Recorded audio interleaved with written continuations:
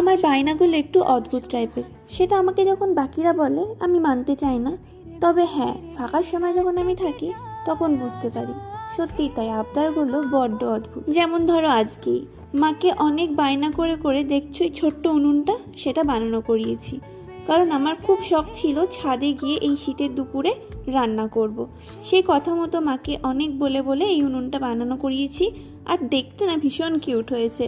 তো সেটাই আজকে আমার এই সুন্দর ছাদ বাগানে নিয়ে চলে গেছি, আর সেখানে মাকেও নিয়ে এসেছি।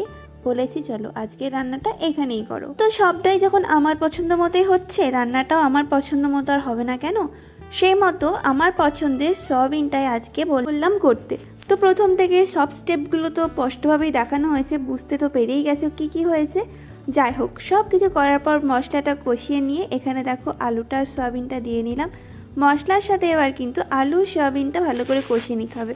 খানিকক্ষণ কষানো হয়ে গেলে দিয়ে দেবো পরিমাণ মতো নুন। আর এবার দেব ওই যে আগে ভেজে রেখেছিলাম টমেটো পেঁয়াজ, সেটাই কিন্তু ঠান্ডা করে মিক্সিতে বেটে নিয়েছি, সেই গ্রেভিটাই দিয়ে দিলাম। এরপরে আবারও খুব ভালো করে খানিকক্ষণ কষিয়ে নিয়ে দিয়ে দিলাম মিক্সার গ্রাইন্ডার ধোয়া জলটা, কিচ্ছু নষ্ট করা যাবে না।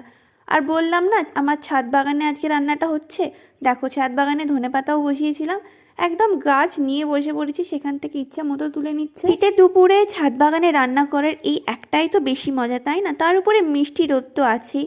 তারপর কি আর, সোয়াবিন আলু সেদ্ধ হয়ে গেলে ওপর থেকে ছড়িয়ে দিলাম ধনেপাতা, খানিকক্ষণ নাড়াচাড়া করে নামিয়ে নিলাম।